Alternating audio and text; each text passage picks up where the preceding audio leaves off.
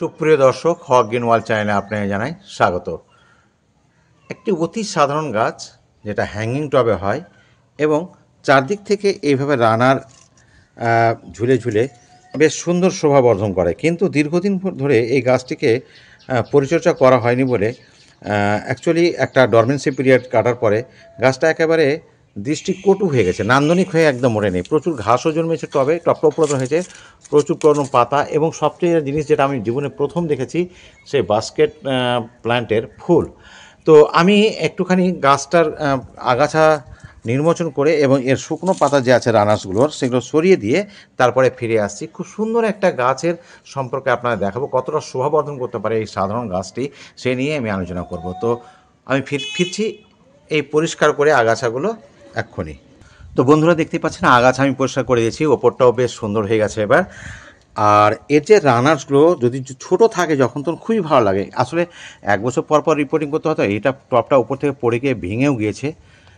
যাই হোক, মাটিটা একটু অনেক কমে দিয়েছি। এখানে 4টা মোট রানার আছে, তো এটাকে যদি আমি পুরাতন যেহেতু হয়ে গেছে, রানার্সগুলো কিন্তু আমি কেটে দেওয়ার চেষ্টা করব। কারণ হচ্ছে নতুন বছরে আবার যখন এটা বেরোবে তখন দেখতে খুব ভালো লাগবে।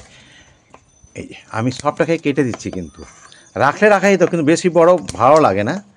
আচ্ছা, এখানে এই যে এভাবে সবটাকেই আমি কেটে দিলাম। এবার মজার বিষয় হচ্ছে যে এই যে যেগুলো কেটে দিলাম আর কি, তো এইরকম যে এগুলো আছে, এটাকে যদি মাটিতে বসে দেওয়া যায় তাহলে নতুন করে কিন্তু এরকম চারা গাছ হয়ে যাবে। তো এবার কিছু করতে হবে কি, যেহেতু মাটিটা একটু কমে গেছিলো পড়ে গিয়ে, তাহলে আমি একটুখানি কম্পোস্ট সার দিয়ে দিলাম। তো কম্পোস্ট সার দিলেও কিন্তু খুব বেশি এটার গ্রোথ কিন্তু খুব একটা হবে না, কারণ কম্পোস্ট সারের কার্যকাল মেয়াদটা তো অনেক দিন থাকে, মানে দীর্ঘায়িত হয়। তো আমি ইচ্ছা করেই এখানে হাফ চামচের মতো, হাফ চামচ থেকেও কম, এই যে মাত্র 10-20টা দানা আমি এখানে ডিএপি দিয়ে দিলাম। তাইলে কি হবে, এই গাছটা কিন্তু বেশ সুন্দর, এবং এখান থেকে রানার্স বেরোবে। রানার্সগুলো যখন ঝুলে ঝুলে থাকবে তখন সত্যি কিন্তু শোভনীয় লাগে। তো আমি আশা করি সেই শোভনীয় দৃশ্যটা আপনাদের সামনে খুব শীঘ্রই নিয়ে আসবো। মানে 3 মাস, খুব বেশি হলে 2-3.5 মাসের মধ্যেই কিন্তু এটা তৈরি হয়ে যাবে। মানে মার্চ মাস পরেই কিন্তু রানার্সগুলো বেশ গরমও পড়ে যাবে, আর বেশ সুন্দর কিন্তু দেখতে ভালো লাগবে। আর এটাও জিনিস, যারা এখন পর্যন্ত ফুল যেটা বলছি, ফুল তো আমি কোনোদিন দেখিনি, এই গাছের প্রথম দেখছি।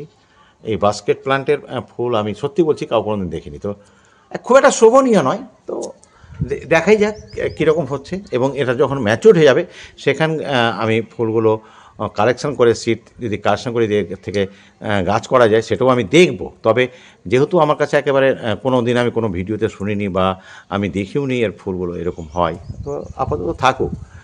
আর এই গাছটি সত্যি খুব ভালো লাগবে কখন জানেন, যখন এখান থেকে রানার্সগুলো বেরোবে আবার, আর চারদিকে যখন 5-6টা সব দিকে, তখন আমি চেষ্টা করব এটাকে আরেকবার রিপোর্টিং করা। আপাতত এই ভাঙা অবস্থায় থাক, আমার কাছে হ্যাঙ্গিং টব এখন নেই, থাকলে হয়তো আমি চেঞ্জ করতাম। তো বন্ধুরা, যদি একটুও ভালো লাগে আপনাদের, বা এই গাছটা প্রথম যদি দেখে থাকেন, তাহলে অবশ্যই চ্যানেলটিকে সাবস্ক্রাইব করবেন।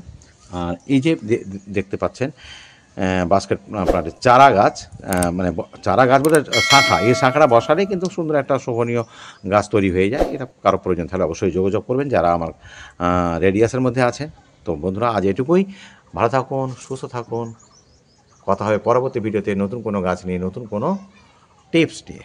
শেষ করছি, ধন্যবাদ।